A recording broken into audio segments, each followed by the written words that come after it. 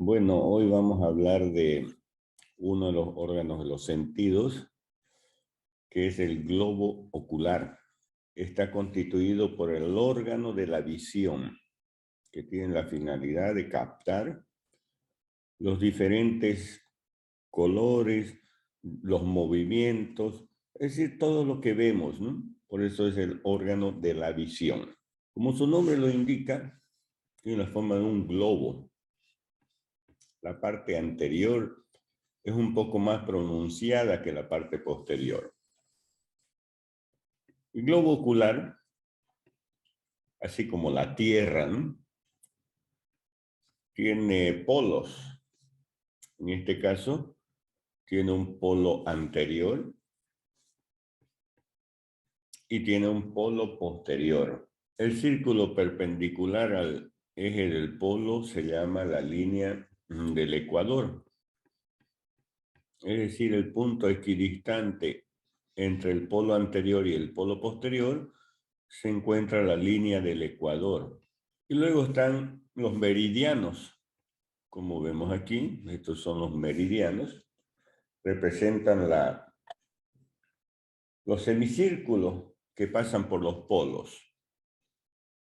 Diferentes semicírculos. Eso es el globo ocular. Pesa 7 a 8 gramos, tiene una constitución firme. Y aquí vemos en esta otra imagen, de frente al globo ocular, vean que hay una parte blanquecina, hay una parte que es azul en este caso. En realidad lo que vemos nosotros de frente y que da el color al ojo es el iris. Porque hay una parte anterior, esta que sobresale, que se llama córnea. Y lo vemos aquí en el polo anterior, esta saliencia, que se pronuncia más, se llama la córnea. Muy bien. Ya el globo ocular, para su estudio, va a presentar 3 capas o túnicas. Vamos a tener una capa externa, formada por la esclerótica y la córnea. Vamos a tener una túnica o capa media. La capa media se llama túnica vascular.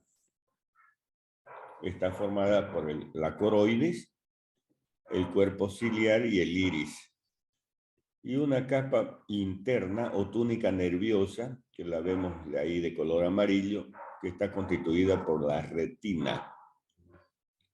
También tenemos en el globo ocular medios transparentes o refringentes, que están constituidos por el humor acuoso, por el humor vítreo y el cristalino.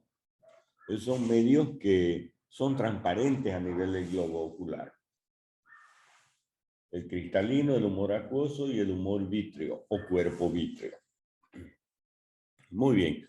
Ya una vez que hemos identificado prácticamente que el globo ocular está constituido por 3 capas y que tiene medios transparentes, vamos a comenzar a estudiar cada una de esas estructuras. La primera de ellas es la túnica fibrosa o externa, ¿no?, formada por la córnea, esta blanquita que vemos aquí adelante, y lo que se continúa es la esclerótica. Veamos la esclerótica. La esclerótica es lo que nosotros llamamos el blanco del ojo, es decir, la parte blanca que se encuentra en el globo ocular es la esclerótica. La esclerótica por delante se va a continuar con la córnea. Tiene un extremo anterior que se continúa con la córnea. Y tiene un extremo posterior que en realidad está acribillada de orificios. Es la lámina cribosa de la esclerótica. Por ahí están pasando los filetes nerviosos que forman el nervio óptico. Este es el nervio óptico. La esclerótica tiene una cara externa y tiene una cara interna. Ya la cara interna prácticamente va a estar en relación con la coroides. Entre ambas hay una lámina, entre la esclerótica y la coroides, llamada lámina fusca, que es un poco más de color oscuro debido al pigmento de la coroides. Eso en relación a la esclerótica. En relación a la córnea, que está en la córnea, es la parte anterior, en realidad es transparente la córnea, no tiene vasos sanguíneos.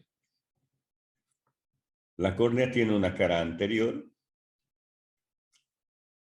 tiene una cara posterior y tiene una circunferencia que es donde se inserta la esclerótica. Esa inserción es a bisel. En realidad la esclerótica viene y se inserta aquí en el extremo o en los extremos laterales de la córnea. Entonces la cara anterior de la córnea mira hacia adelante, es transparente, puede estar cubierta por los párpados en el momento del pestañeo, ¿no? O del parpadeo, y tiene una cara posterior que va a formar un espacio, va a delimitar un espacio que se llama cámara anterior del ojo. Este espacio que vemos aquí, como el nombre lo dice aquí, cámara anterior del ojo. Ya veremos después las cámaras, ¿sí? La unión de la esclerótica con la córnea representa el limbo esclerocorneal.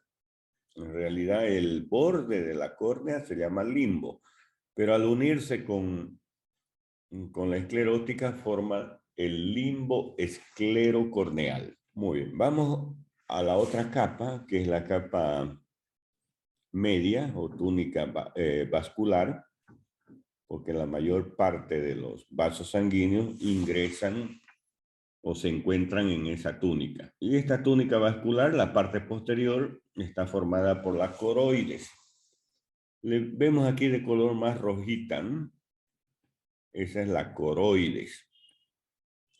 La coroides tiene una cara externa que está cubierta por la esclerótica y tiene una cara interna que cubre a la retina.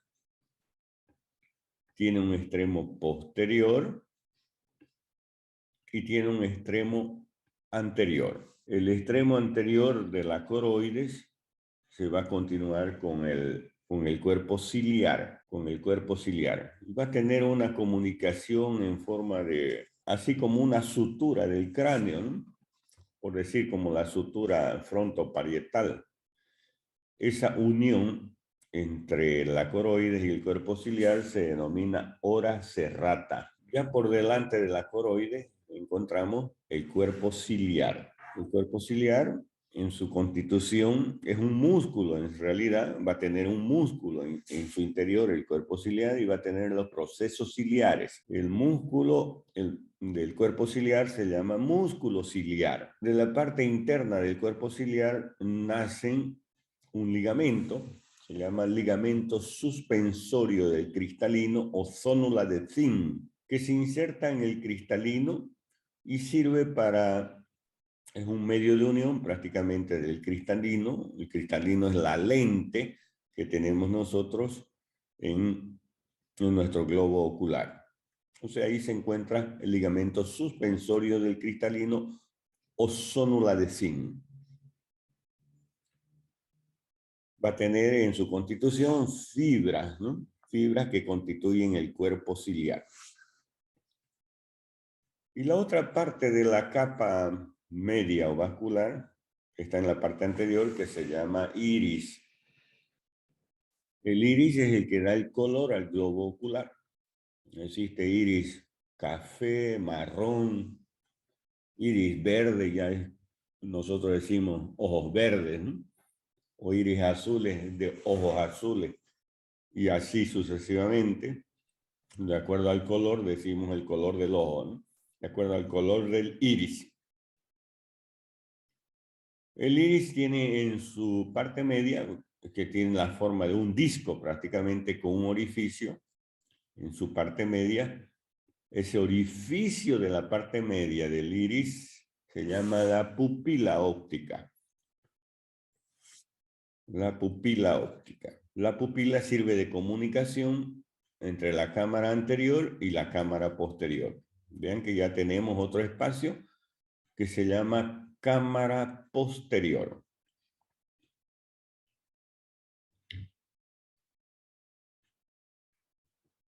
Luego tenemos ya los medios, que son los medios transparentes, como el cristalino. El cristalino también se llama, nosotros denominamos la lente del globo ocular. El cristalino tiene una cara anterior, tiene una cara posterior. Y lateralmente está suspendido o se encuentra en esa posición gracias al ligamento suspensorio del cristalino o zónula de zinc. El cristalino, ¿no? El cristalino es una lente, prácticamente es la que amplía todo nuestra visión que está ingresando o que vemos, ¿no? A través del globo ocular. Y la refleja sobre la retina, la visión, ¿no? Y ya la retina, a través de este nervio óptico, se encarga prácticamente de llevar la visión. En realidad, el nervio óptico que se origina aquí en la retina se dirige hacia el sistema nervioso, ¿no? Luego tenemos la retina. Esta amarilla que vemos aquí es la túnica interna o túnica nerviosa. La retina tiene una cara interna que está cubriendo al cuerpo vítreo, tiene una cara externa que está cubierta por la coroides. Su extremo posterior de la retina va a formar el nervio óptico. En la salida, este nervio óptico va a formar un abultamiento que se llama la papila óptica. No es igual que la pupila, ¿no? La pupila es del iris, es el orificio que tiene el iris. Papila óptica es el punto ciego del ojo, el punto ciego. Es decir, el punto donde existe menor captación de visión.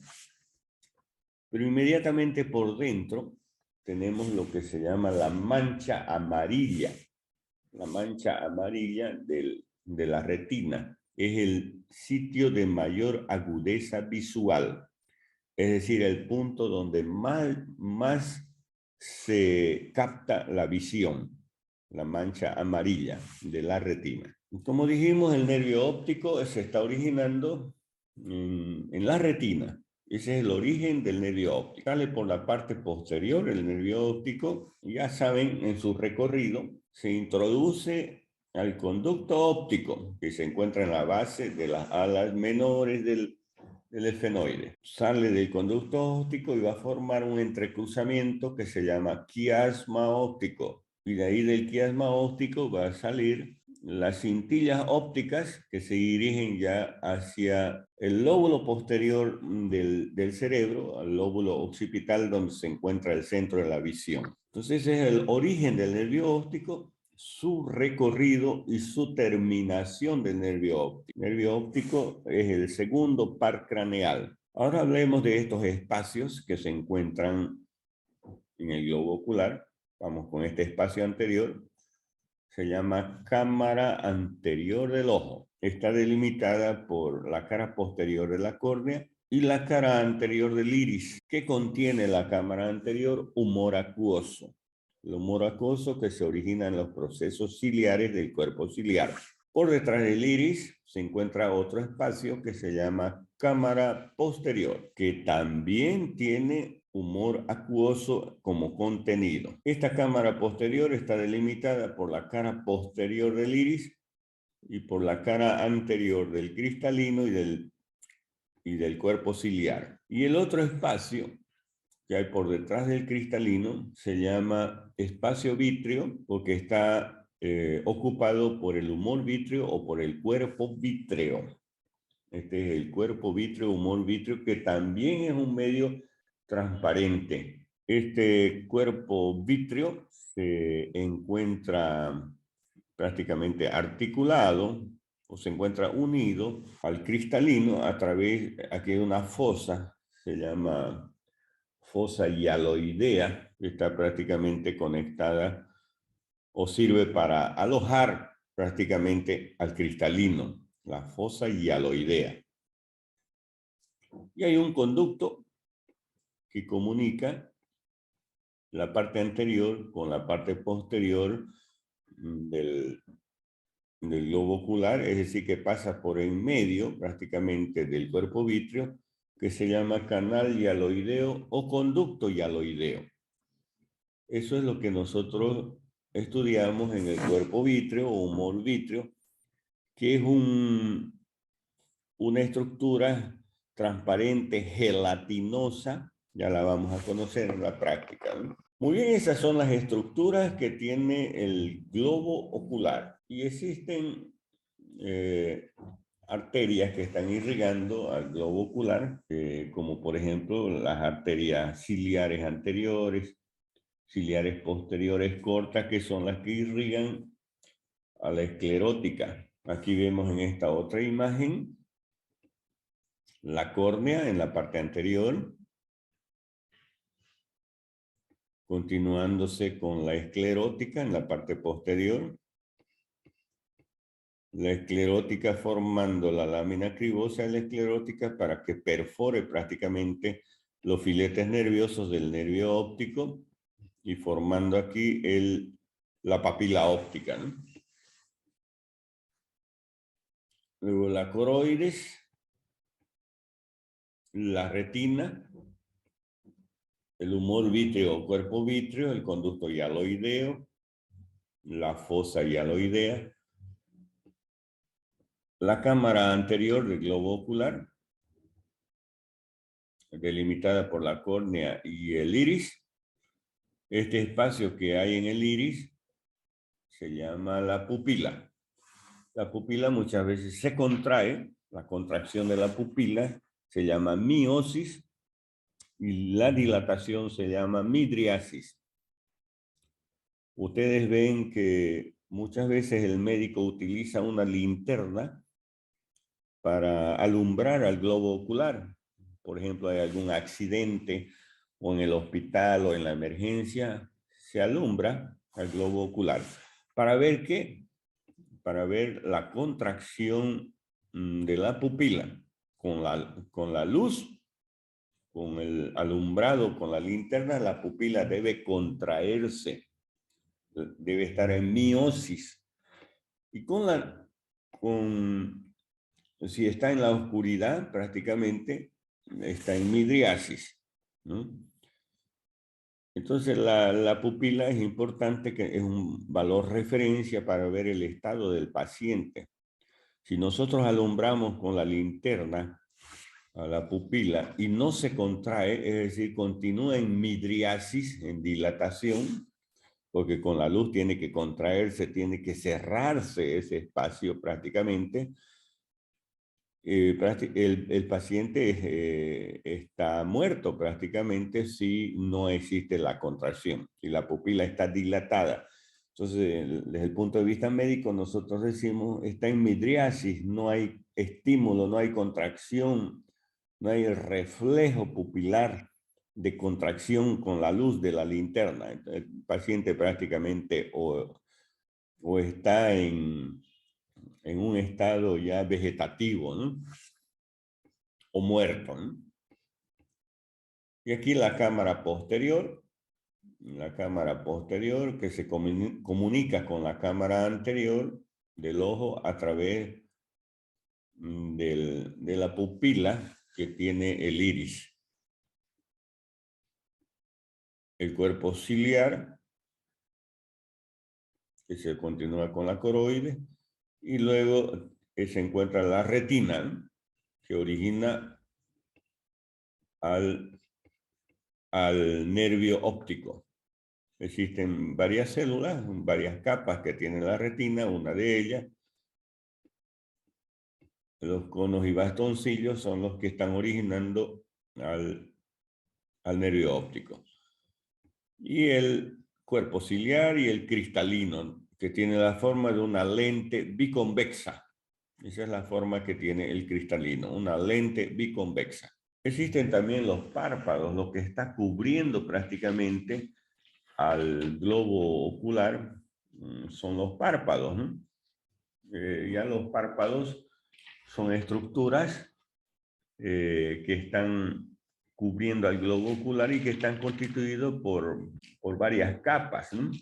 Entre ellas, por ejemplo, la primera capa que es la piel de los párpados. La parte inferior de los párpados tiene un nombre, se llama el limbo palpebral.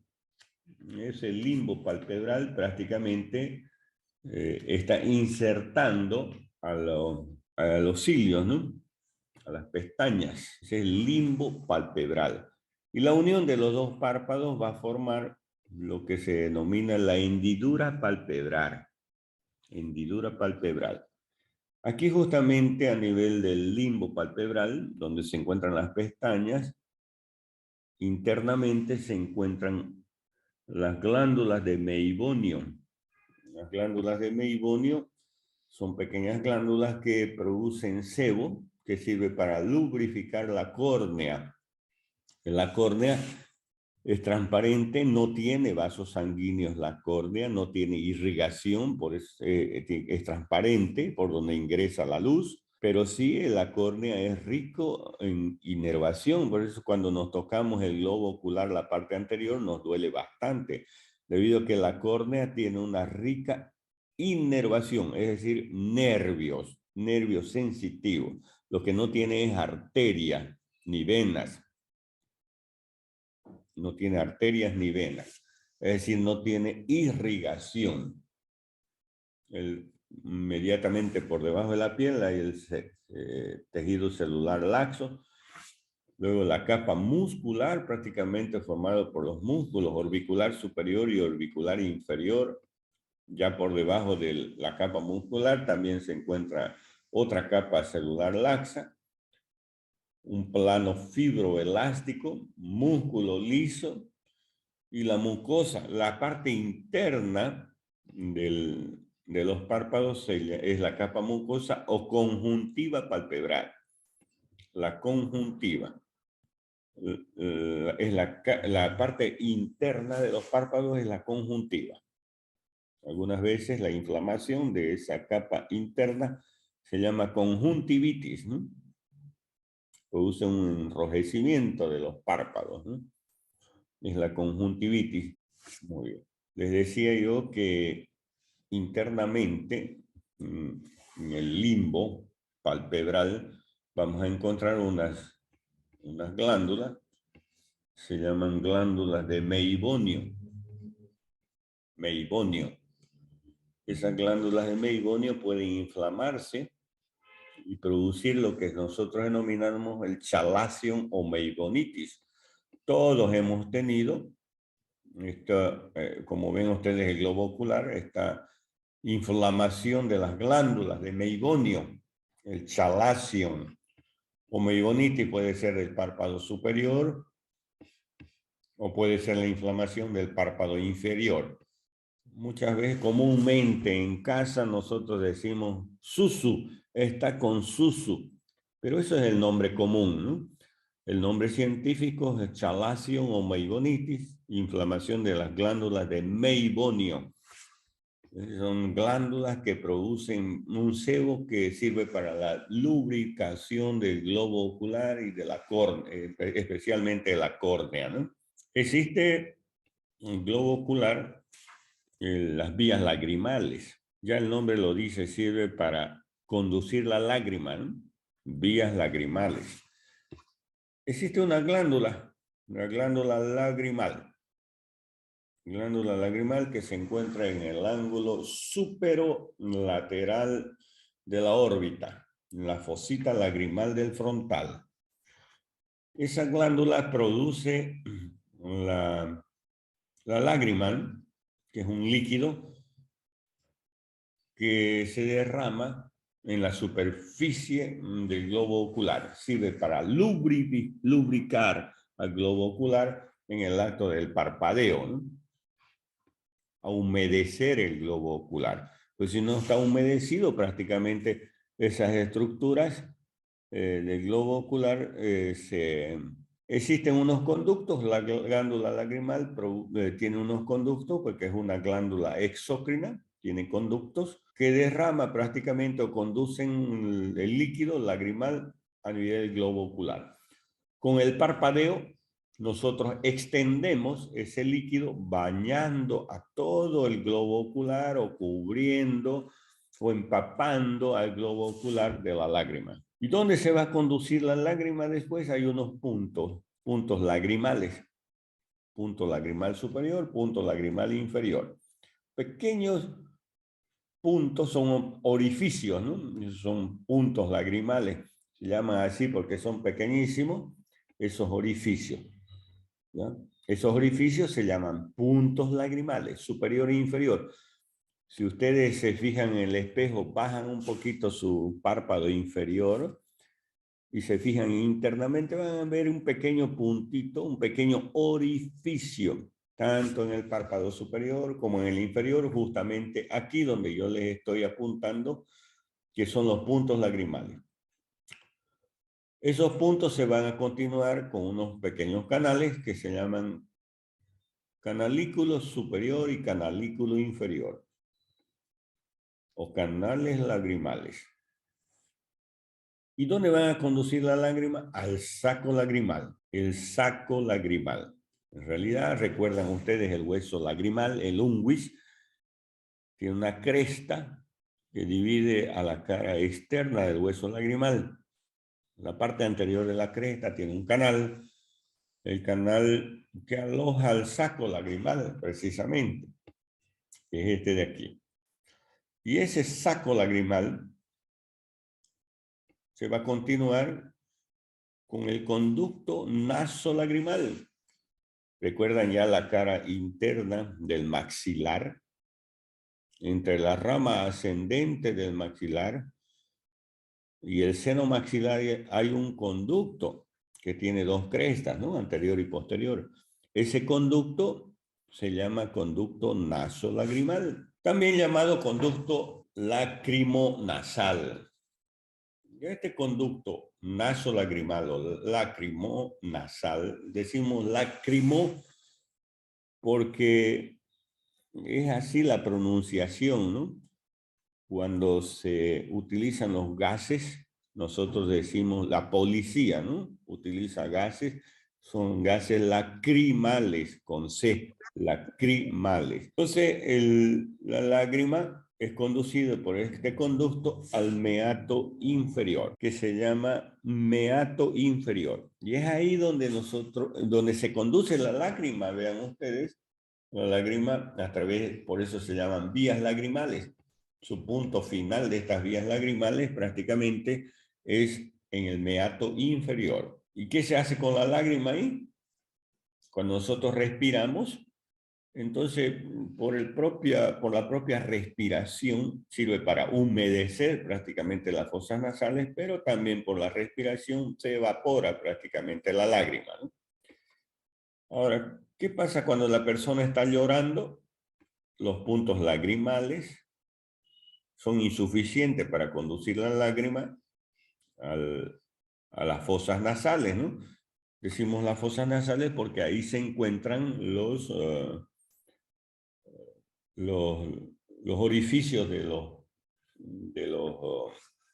del conducto nasolagrimal, ¿no? Es decir, en las fosas nasales, ¿no? En los meatos prácticamente es donde desembocan todos los orificios de los senos, ¿no? En esos espacios. Muy bien, entonces cuando una persona está llorando, estos puntos lagrimales son insuficientes y la lágrima cae, ¿no? Fuera del globo ocular. Y decimos, la persona está llorando, vemos la lágrima que está cayendo, ¿no? Aquí en esta imagen superior vemos puntos lagrimales, superior e inferior, los conductillos lagrimales, el saco lagrimal y el conducto nasolagrimal, ¿no? Que va a terminar en las fosas nasales a nivel del meato inferior. Muchas veces, estos puntos lagrimales u pequeños orificios se obstruyen, prácticamente producir una inflamación del saco lagrimal y de los puntos lagrimales, o de las vías lagrimales, diremos, ¿no es cierto? Que estamos hablando, estas son las vías lagrimales. Y vean cómo se produce, cómo se ve ese proceso inflamatorio. Cuando hay una inflamación, cualquier tipo de inflamación, prácticamente la piel se torna de ese color rojizo. Eso se hace la piel más calurosa, caliente. Hay un abultamiento de la piel. Todo eso se llama calor, rubor, tumor y dolor se va a producir, ¿no? Esos son los signos de todo proceso inflamatorio. Y muchas veces es necesario desobstruir esos puntos porque están obstruidos los puntos lagrimales. Vean ustedes aquí, con líquido con suero, se introduce una pequeña sonda al punto lagrimal para desobstruir los puntos lagrimales y las vías lagrimales. Y el globo ocular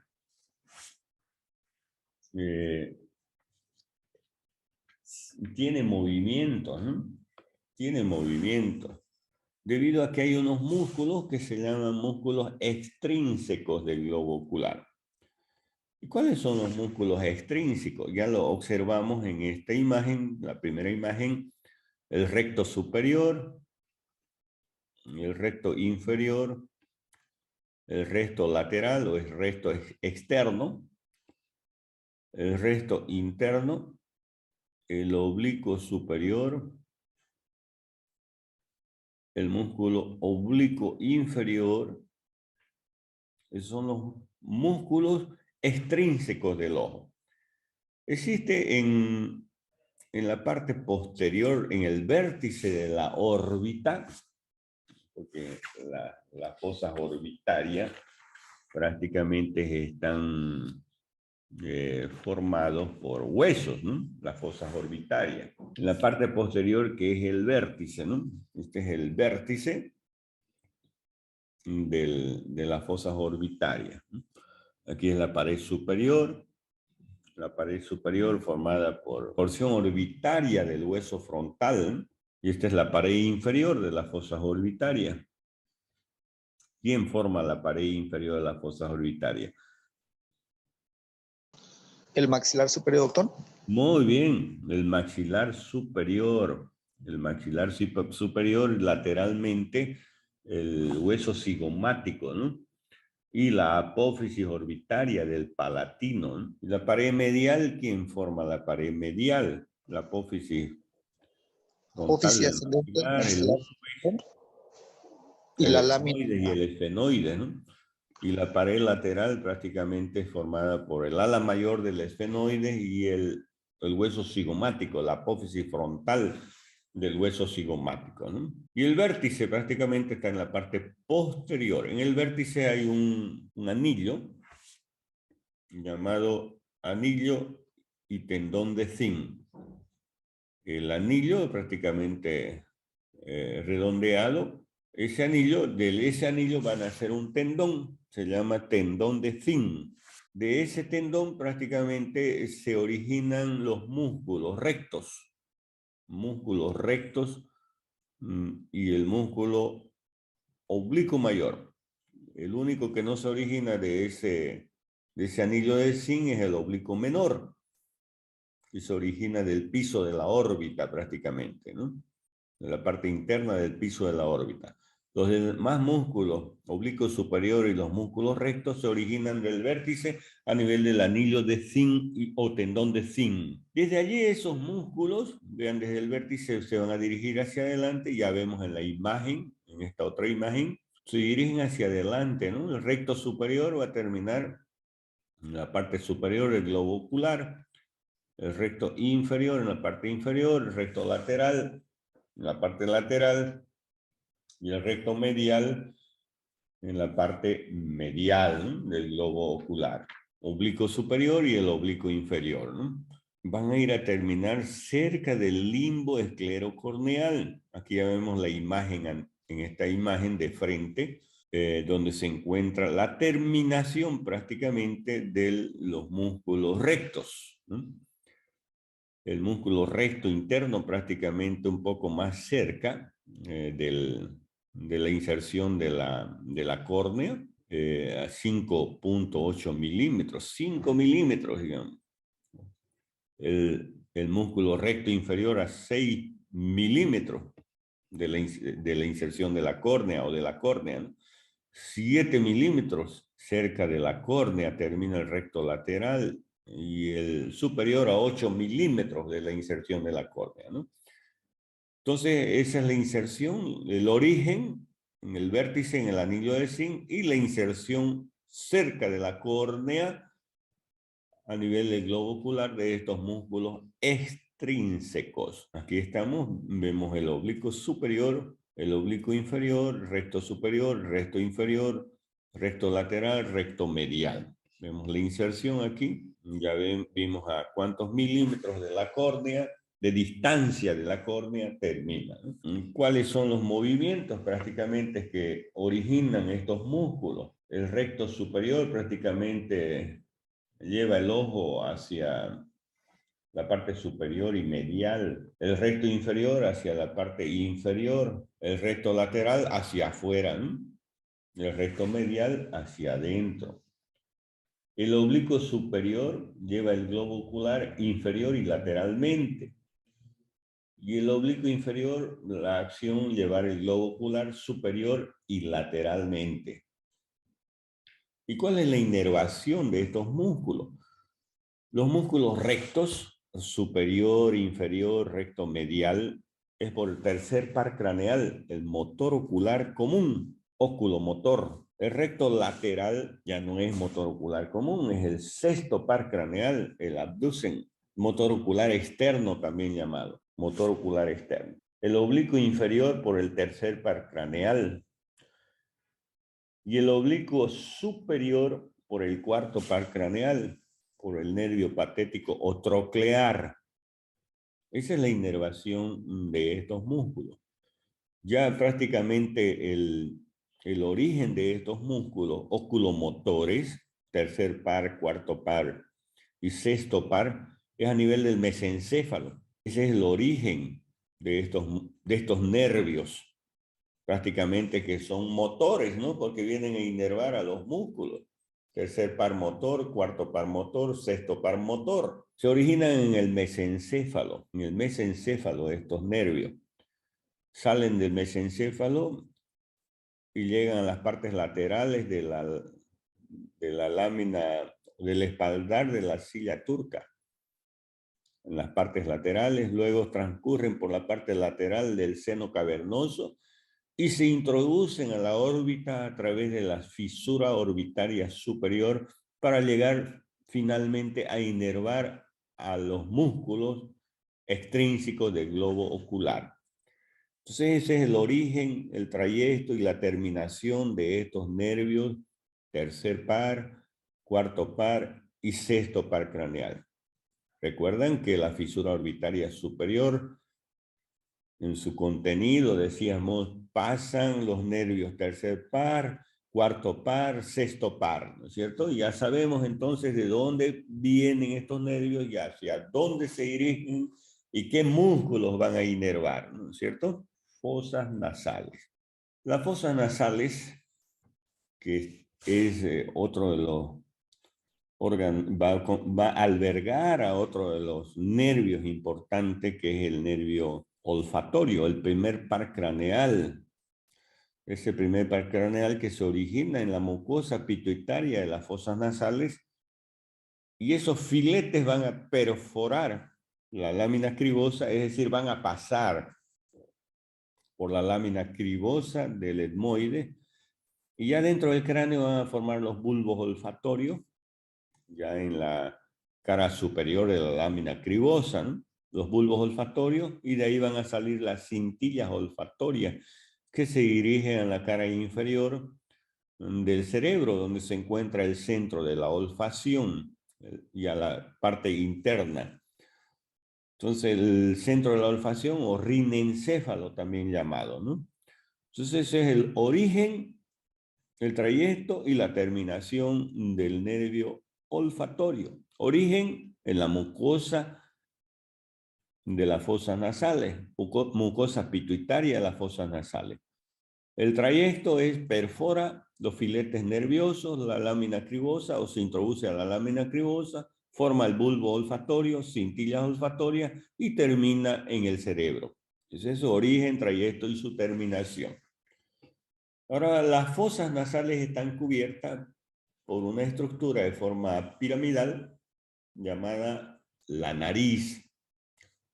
La nariz tiene un vértice que es superior, tiene una base que es más ancha, que es inferior, y tiene dos caras laterales.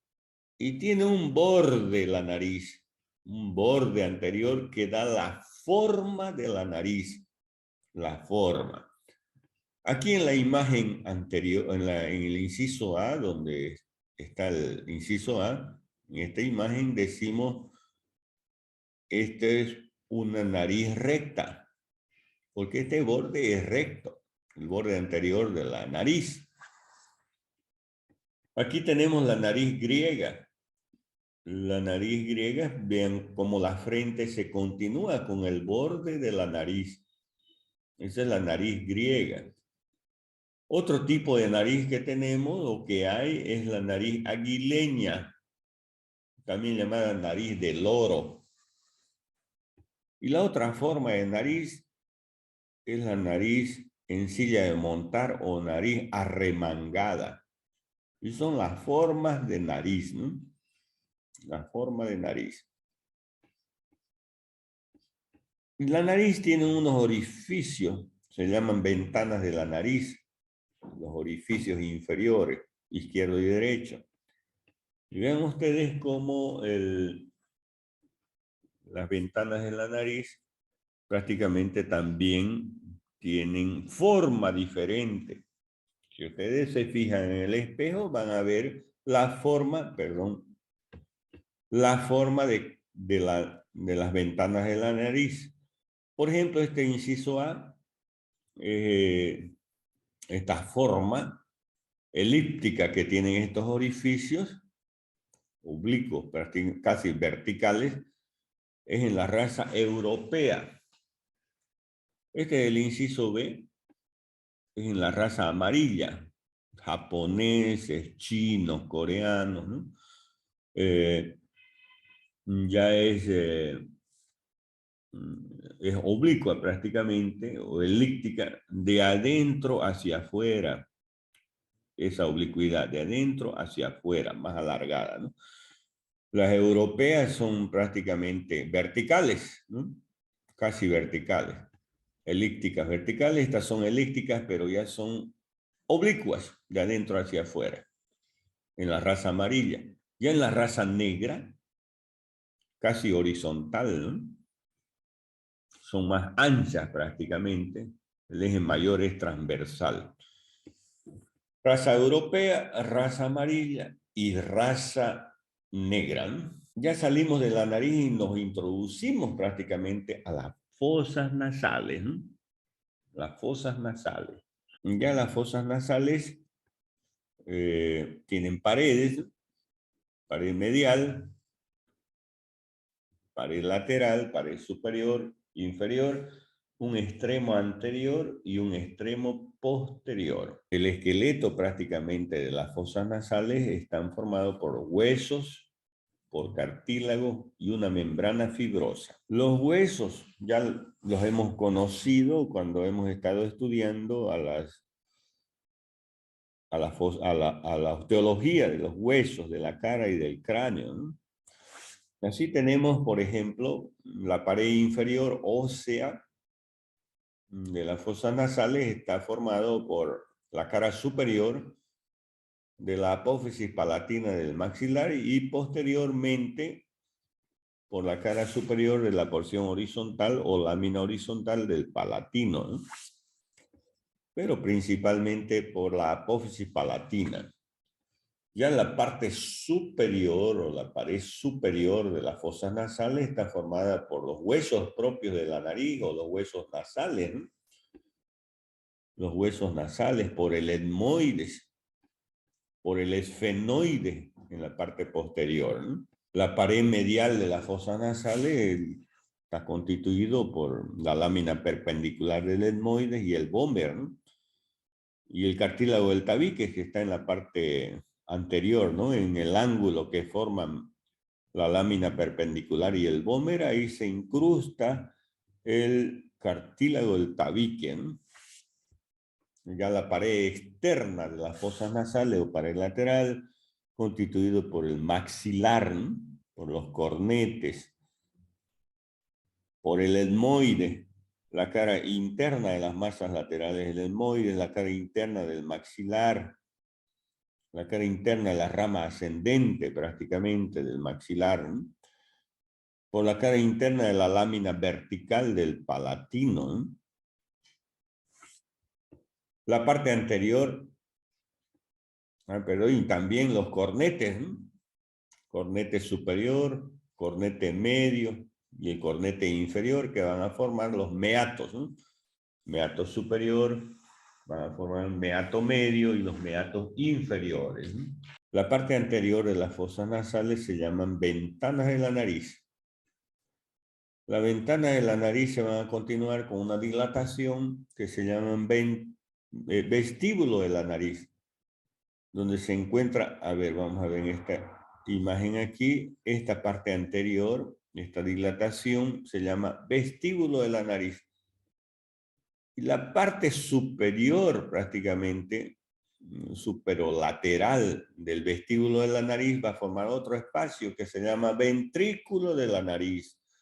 Entonces hay esta porción dilatada, vestíbulo y el ventrículo de la nariz.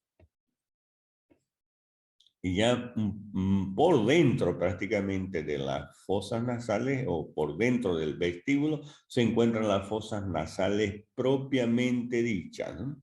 Las fosas nasales propiamente dichas, que están revestidas por una mucosa. Las fosas nasales es la mucosa pituitaria, ¿no? Es la capa que envuelve prácticamente todas las paredes y estructuras que tienen las fosas nasales. Muy bien. Y la parte posterior de las fosas nasales forman lo que se llaman los orificios posteriores que se continúan con la faringe. Se le llama las coanas. Coanas. Las coanas son más dilatadas en su inicio y más angostas en su parte inferior ya al continuarse con la faringe. Es decir, tienen la forma de embudo las coanas. Saben, el embudo es más ancho en la parte superior y más angosto en la parte inferior. Lo mismo las coanas, por eso se denomina así, ¿no? Porque tienen la forma de embudo, ancho en su parte superior y más angosto ya conforme se va continuando con la faringe, ¿no? Es la rinofaringe, la comunicación de las fosas nasales con la faringe. Y esta mucosa de color rojiza que vemos aquí es donde se origina el nervio olfatorio. El nervio olfatorio. Ya saben que alrededor de las fosas nasales se encuentran los meatos. Los meatos superior, medio, inferior. En el interior, ¿no? Y los senos, ¿no? Seno frontal, tenemos el seno esfenoidal, el seno maxilar, los senos etmoidales, ¿no? Y tenemos el seno frontal, que tiene su conducto en forma de embudo también en el conducto que comunica el seno frontal con los meatos medios, ¿no? El seno frontal termina en el meato medio, a través de un conducto que se llama infundibulum, el infundíbulo. Luego tenemos el seno maxilar, que también termina en el meato medio. El conducto lacrimonasal o nasolagrimal que termina en el meato inferior. El seno esfenoidal que termina a nivel del meato superior. Tiene sus orificios, recuerdan ustedes, la cara anterior del cuerpo del esfenoides la cara anterior del cuerpo del esfenoides prácticamente tiene unos orificios y esos orificios son los que van a comunicarse con el meato superior. Con el meato superior.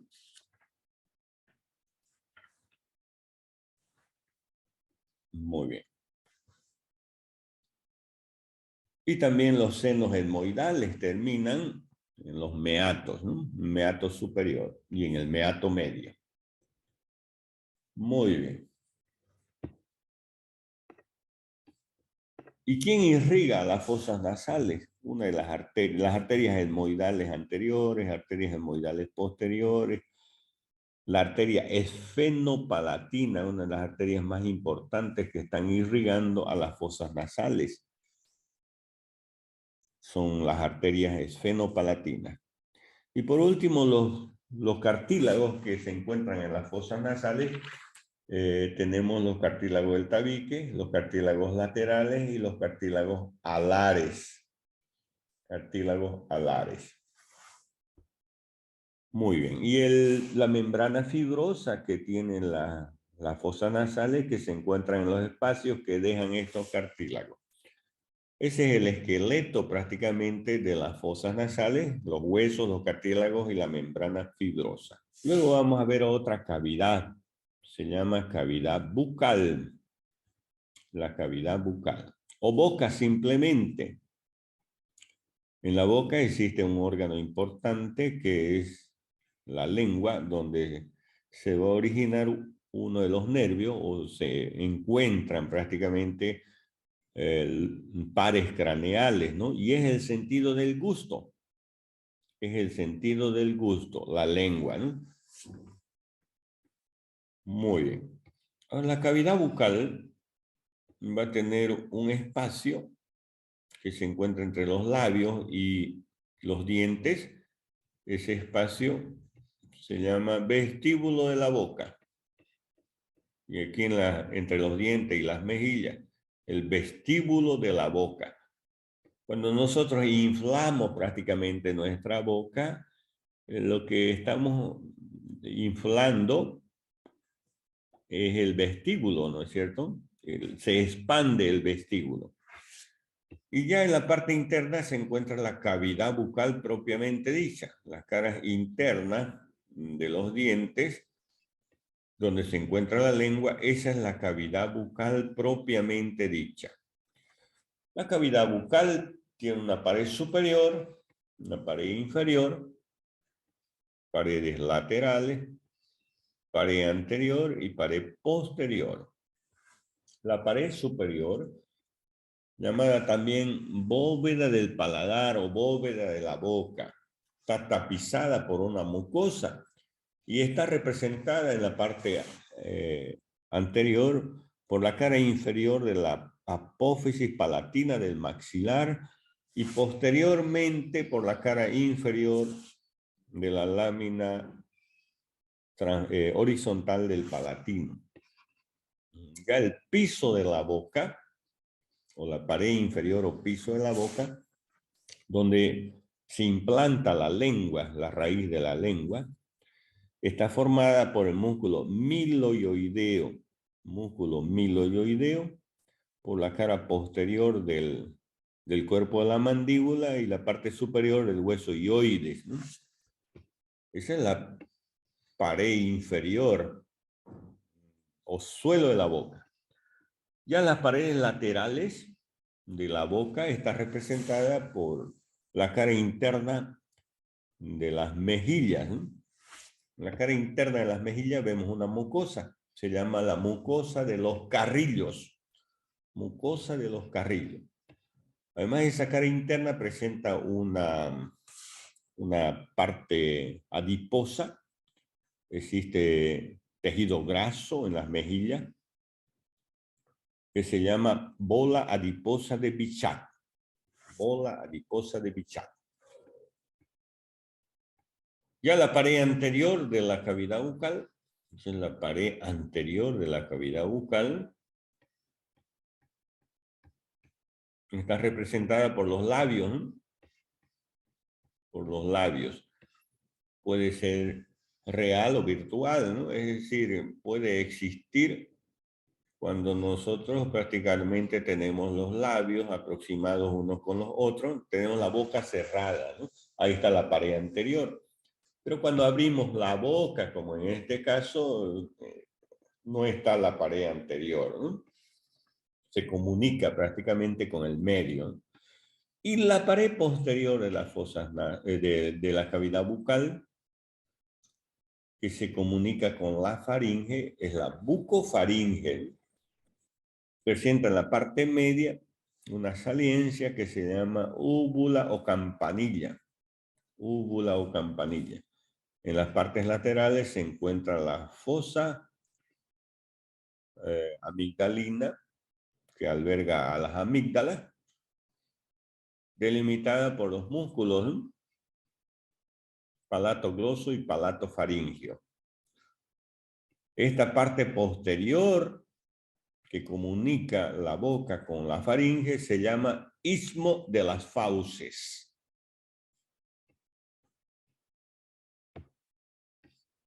¿Qué más tiene en su interior la cavidad bucal? En su interior también presenta los dientes. Los dientes, ¿no? ¿Cómo están formados los dientes? Los dientes son órganos duros, resistentes, que de color blanquecino amarillento y que se implantan en los alveolos dentarios, ¿no? ¿Cómo están constituidos los dientes? O las partes del diente. Presentan la corona, el cuello y la raíz. La corona es la parte que nosotros vemos del diente, ¿no? Es la corona. El cuello y la raíz es lo que se implanta en los alveolos dentarios de los maxilares. En los alveolos dentarios de los maxilares.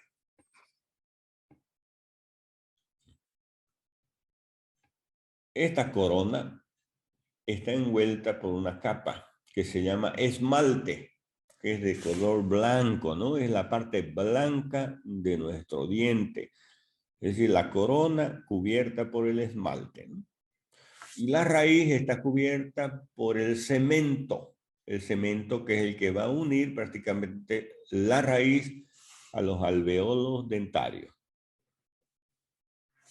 Y la estructura del diente, ¿cómo está constituida la estructura del diente o de qué está hecho el diente? La estructura es el marfil.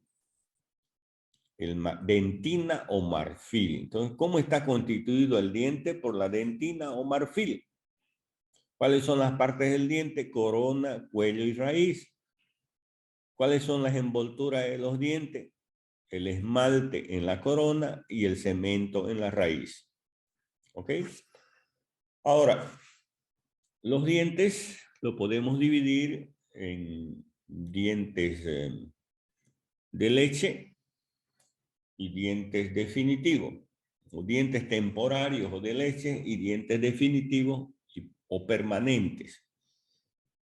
Los dientes temporarios o de leche son número de 20 y los dientes definitivos o permanentes son el número de 32. ¿Cómo se llaman los dientes? Los dientes de leche, que son el número de 20, están prácticamente constituidos por incisivos. Los incisivos, tenemos incisivos centrales e incisivos laterales. 4 superiores y 4 inferiores, porque son 2 centrales y 2 laterales, ¿no? 4 superiores, 4 inferiores, son 8 incisivos, ¿no? En total. Caninos, 4 caninos, ¿no? 2 superiores y 2 caninos inferiores. Son 12. Y molares prácticamente son los 8 restantes, ¿no? 8 molares. Ya en los dientes definitivos tenemos los mismos, 8 incisivos, 4 caninos, 8 molares y 2 y premolares, ¿no? Tenemos premolares y molares. Aquí tenemos, por ejemplo, la arcada dentaria inferior. Aquí tenemos los incisivos, incisivos centrales, central inferior en este caso, incisivo lateral inferior, canino, premolares y molares. ¿A qué edad nacen los dientes? Generalmente a los 6 meses aparecen estos dientes incisivos, principalmente el central. A los 6 meses, a los 10 meses aparece el lateral. Ya en la parte superior, la primera muela, perdón, la primera muela, el primer molar, aquí está la primera muela. La definitiva aparece a los 6 años. Primer molar. El segundo molar a los 12 años. Y el tercer molar a los 18 años. Todas estas tienen sus variantes, ¿no? Algunas veces el tercer molar o la tercer muela puede aparecer a los 20 años, 22, 24 años, 25 o 30 años. Es la muela del juicio, ¿no? Que nosotros denominamos.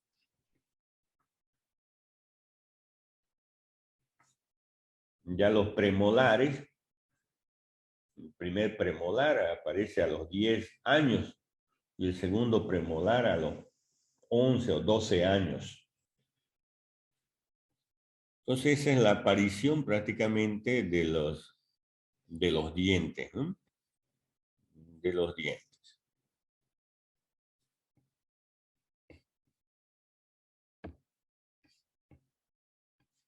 Muy bien. Luego tenemos aquí la lengua. La lengua tiene una cara superior, tiene una cara inferior, tiene una base o raíz, tiene un vértice y tiene bordes laterales. ¿Qué hay en la cara superior de la lengua? Aquí es donde se encuentra dividida la lengua en 2 porciones, debido a la B lingual. Esta es la B lingual. La B lingual está formada por papilas circunvaladas. Esta B lingual está delimitada en la parte posterior por un surco que se llama surco terminal. El surco terminal va a terminar en lo que se llama el agujero ciego. La parte posterior o la porción faríngea, porque decimos que esta porción o la B lingual divide a la lengua en una porción faríngea y una porción bucal. Esta porción faríngea, en las partes laterales, se encuentran las amígdalas o tonsilas linguales. Amígdalas o tonsilas linguales. En la parte más posterior se encuentran los pliegues gloso epiglótico medio y gloso epiglótico lateral. Medio y lateral. Ya la parte anterior de la lengua está delimitada por un surco que se llama surco medio de la lengua. Surco medio de la lengua. La cara inferior de la lengua, cuando nosotros levantamos la lengua, prácticamente vemos el frenillo de la lengua y la saliencia de la B lingual en la parte inferior de la lengua. Pliegue sublingual y la carúncula sublingual. Entonces esta es la cara superior y esta es la cara inferior. Lo que destaca también en la cara superior son los pliegues glosoepiglóticos medial y lateral. Estos pliegues prácticamente unen la lengua con la epiglotis. La epiglotis es un cartílago que se encuentra en la laringe, cartílago epiglótico. También tenemos la valécula epiglótica, que está entre los pliegues y limitan una depresión llamada, estos dos pliegues, los pliegues glosoepiglótico medio y lateral, delimitan esa depresión llamada valécula epiglótica, entre los dos pliegues, ¿no? Eso se llama valécula epiglótica. ¿Y cómo es la inervación de la lengua? La lengua está inervada prácticamente por pares craneales, el trigémino, el facial, el glosofaringio y el neumogástrico o vago. La parte anterior de la lengua, por delante de la B lingual, está inervada por el nervio trigémino y por el nervio facial. El nervio trigémino a través del nervio lingual y el nervio facial a través del nervio cuerda del tímpano. Esos dos nervios, nervio lingual que proviene del mandibular del trigémino y nervio cuerda del tímpano que proviene del facial, se unen para inervar la parte anterior de la lengua, lo que está por delante de la B lingual.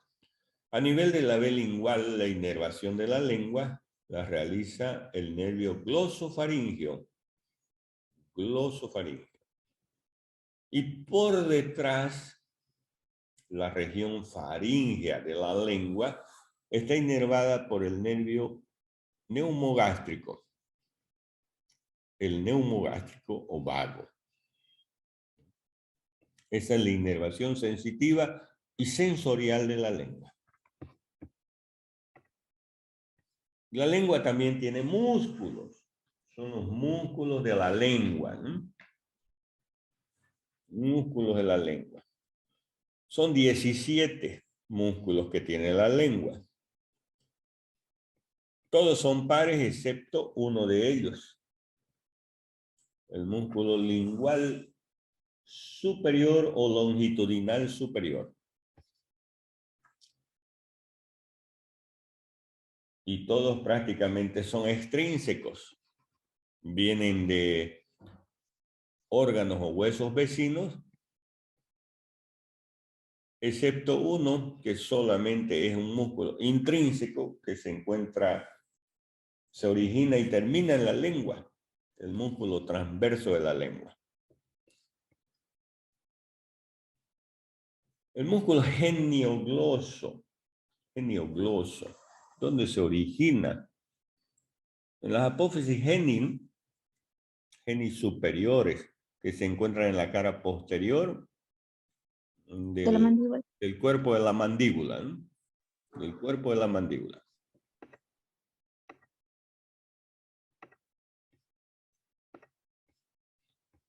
El cuerpo de la mandíbula.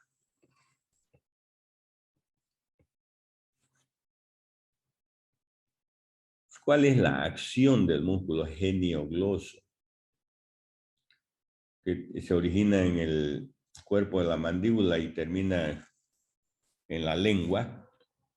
Es de retraer la lengua al piso de la boca. Luego otro músculo, el estilogloso. En las apófisis estiloides del temporal, ¿recuerdan ustedes? Las apófisis estiloides que inserta el ramillete de Riolano. Uno de esos músculos del ramillete es el músculo estilogloso. Inserta ahí en la apófisis estiloides del temporal y en el ligamento estilomandibular. Termina en el extremo posterior de la lengua. Sus fibras más superiores en el dorso de la lengua y las fibras más inferiores en el tabique lingual, en la parte media. Es el músculo estilogloso. Su acción es ensanchar la lengua y la desplazan superior y posteriormente. El músculo hiogloso se inserta o se origina en el cuerpo y hasta mayor del hioides. Pues se llama ion y termina en el tabique lingual. Su acción es depresor y retractor de la lengua. Luego el músculo palatogloso se origina en el velo del paladar. Forma el arco palatogloso, ¿no? Termina en la lengua, en la parte posterior. En la parte posterior de la lengua. ¿Cuál es la acción del músculo palatogloso? Eleva la lengua, dirige posteriormente a la lengua y estrecha el istmo de las fauces, ¿no? Porque lleva la lengua hacia la parte posterior, va a estrechar el istmo de la fauce. El músculo faringogloso se origina en la faringe. La faringe tiene los músculos constrictores superior, medio e inferior. Una prolongación del músculo constrictor superior es el músculo faringogloso, en las partes de la faringe, ¿no? Y termina en los bordes laterales de la lengua. ¿Cuál es la acción del faringogloso? Retrae la lengua posterior y superiormente. El amígdalogloso se origina alrededor de la tonsila, ¿no? De la amígdala, de la fosa tonsilar y se dirige a la lengua. La acción es eleva la base de la lengua prácticamente, el amígdalogloso. Luego el músculo longitudinal superior o lingual superior, que es impar, el único músculo impar. Tiene dos fascículos laterales y un fascículo medio. Los laterales se originan en el asta menor del hueso hioide. Un fascículo medio en la epiglotis y pliegue glosoepiglótico medio. Y se dirigen a la parte o cara dorsal de la lengua. La acción es deprime y acorta la lengua.